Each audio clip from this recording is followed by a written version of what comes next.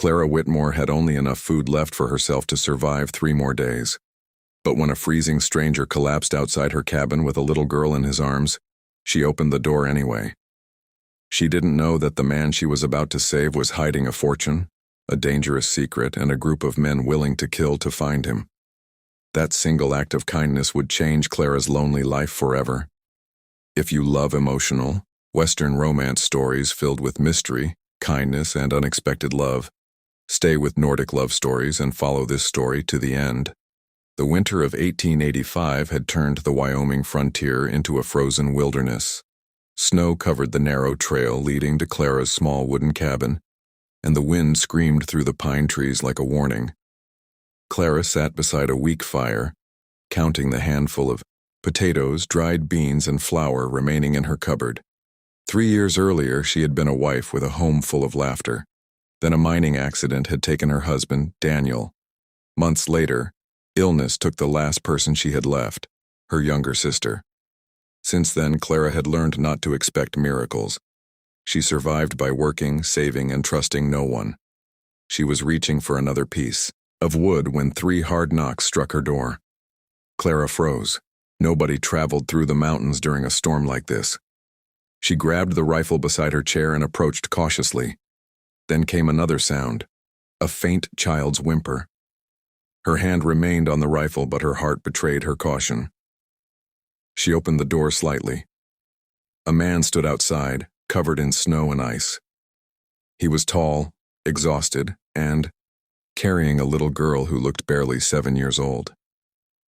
"Please," he whispered, "just let my daughter get warm." Clara stared at the child. Her lips were blue, and her small fingers were wrapped tightly around her father's coat.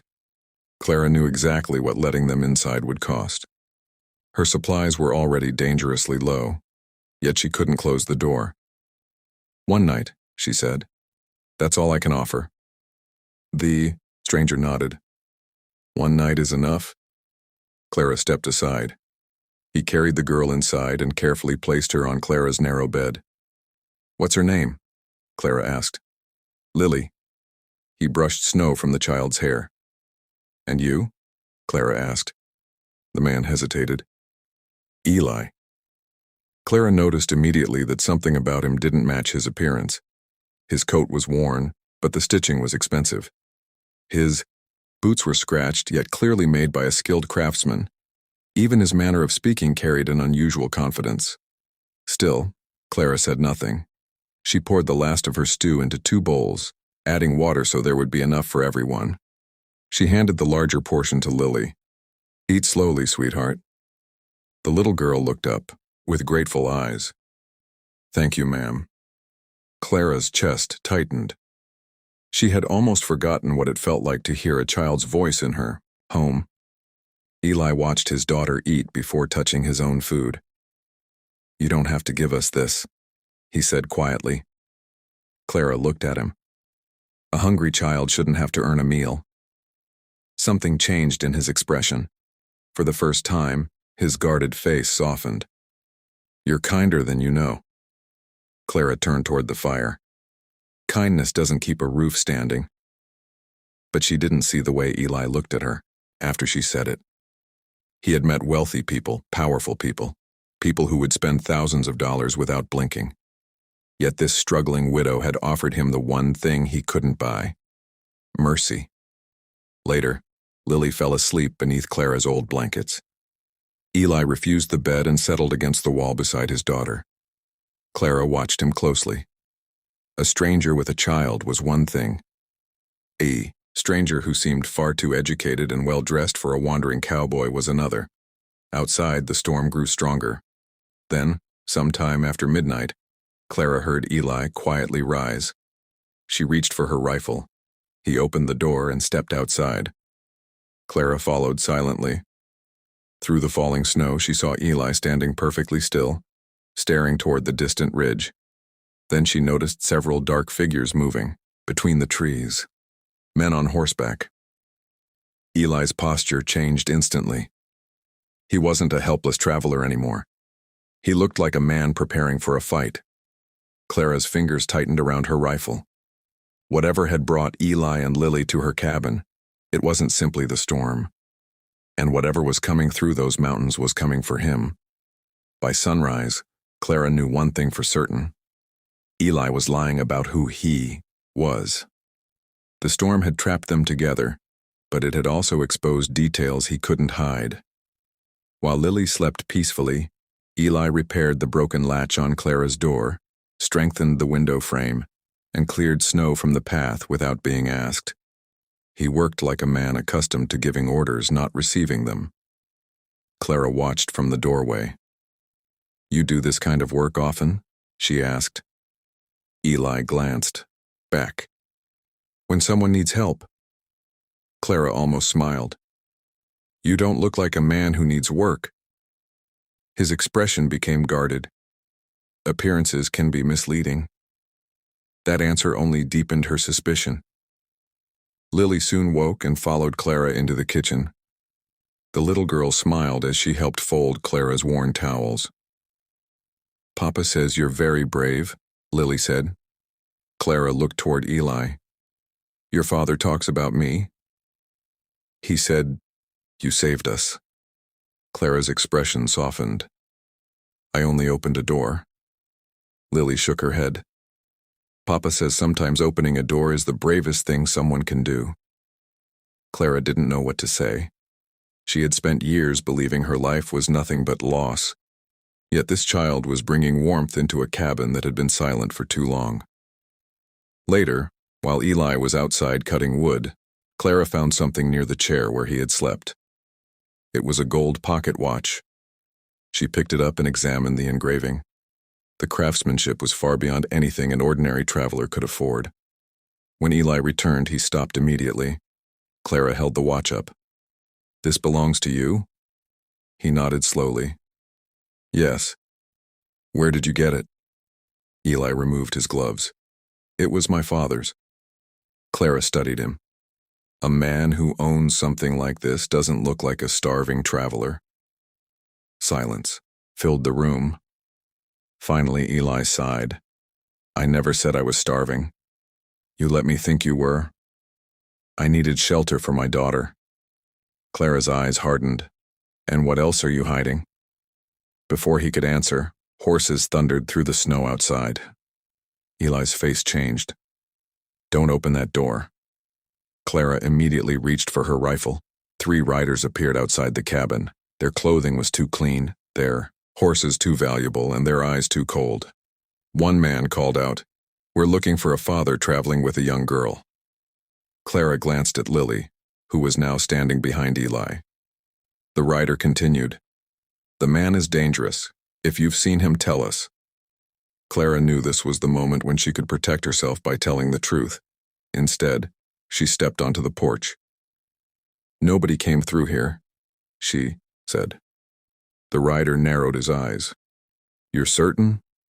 Clara didn't blink. "In this weather, I'd know if someone had survived the trail." The men studied the cabin before finally turning their horses. "If you remember anything, we'll return." Clara watched them disappear into the snow. When she closed the door, Eli stared at her. "Why did you lie?" "Because they frightened Lily." "You don't even know me." Clara lifted the gold, watch between them. "Then tell me who you are." Eli looked toward his daughter. "My name isn't Eli Whitmore. It's Elijah Carter." Clara waited. "And who is Elijah Carter?" His voice dropped. "The owner of the Carter Ranch." Clara's eyes widened. She had heard of Carter Ranch. It was one of the largest cattle operations in the territory. Thousands of acres, hundreds of horses, a fortune built over generations. "You're the millionaire rancher?" she whispered. Eli nodded. "Yes." Clara stepped back. "Then why were you traveling through the mountains with nothing?" "Because someone inside my own company betrayed me. They want control of my ranch. When I discovered what they were planning, I took Lily and ran." Clara stared at him. Suddenly, every strange detail made sense. The fine boots, the expensive coat, the confidence, the watch. "And those men?" she asked. "They're not lawmen," Eli replied. They're hired killers. Clara looked toward the window. The storm was weakening, but the danger was growing.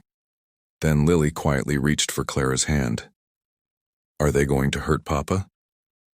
Clara looked at the frightened child, and then at Elijah. She knew she should tell them to leave. She knew helping him could put her life in danger. But when she saw Lily's trembling fingers wrapped around hers, Clara made her choice. Not while you're under my roof, she said. Clara had spent 3 years protecting herself from pain, but that night she chose to protect a man she barely knew, and the little girl who had somehow become precious to her. The hired riders returned after midnight. This time there was no warning knock. Gunfire exploded through the darkness, shattering the silence of the cabin. Clara pulled Lily behind the heavy wooden table while Elijah grabbed his rifle. "Stay down," he shouted. Clara fired through the window and forced one of the riders away from the porch. She knew every inch of the land surrounding her cabin, every rock, tree, and narrow path. Elijah fought beside her with the skill of a man who had spent years defending his ranch. The attackers expected an exhausted millionaire hiding in a widow's cabin. They didn't expect Clara. She moved through the darkness with courage born from years of survival. One rider tried to circle behind the cabin, but Clara spotted him through the kitchen window and fired into the snow near his horse. The animal reared, sending the man crashing into the ground. Elijah took advantage of the confusion and drove the remaining riders toward the forest. After several tense minutes, the gunfire finally stopped. The men fled into the mountains. Clara lowered her rifle, breathing heavily. Elijah turned toward her. "Are you hurt?" "No." He stepped closer. "You could have handed me over." Clara looked at him. "I almost did." He smiled faintly. "But you didn't." Lily suddenly ran from the corner and wrapped her arms around Clara. "You saved us." Clara knelt and hugged her tightly. For a moment, the cabin no longer felt empty. It felt like a home. By morning, the storm had finally passed. Sunlight spread across the snow-covered valley, revealing a world transformed by the night. Elijah stood outside beside his horse, preparing to leave. Clara watched from the porch. "Where are you going?" she asked. "Back to my ranch." He paused. "The men who came after me won't stop until they're caught, but I can protect you now." Clara folded her arms. "I don't need your money." "I know." He looked at her with quiet admiration. "That's exactly why I'm asking." Clara frowned. "Asking what?" Elijah stepped closer. "Come to the ranch. Not as someone I'm paying. Not as someone I'm rescuing. Come because Lily doesn't want to lose you."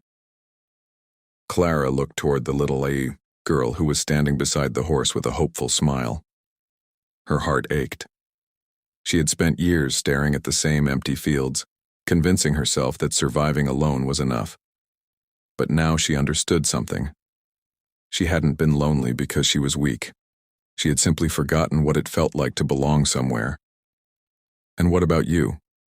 she asked softly. Elijah smiled. "I think I already know what I want." Clara lowered her eyes. "You hardly know me. I know you shared your last meal with my daughter when you had almost nothing. I know you stood between us and armed men. And I know I've never met anyone like you." Clara looked back at the cabin, the place where she had buried so many memories. Then she looked at Lily. The little girl held out her hand. Clara took it. Elijah mounted his horse and reached down toward her. Clara hesitated only once before accepting his hand. As they rode toward the distant Carter Ranch, Lily settled between them, smiling for the first time in days. Clara looked at Elijah. "One night," she reminded him. "You said one night." He laughed softly.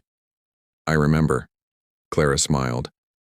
"I suppose one night became something bigger." Elijah looked at her warmly. "The best things usually do." And for the first time since losing everything, Clara Whitmore wasn't riding toward another lonely winter. She was riding toward a new beginning. A home filled with warmth, A little girl's laughter and a love she never expected to find behind the door she almost refused to open.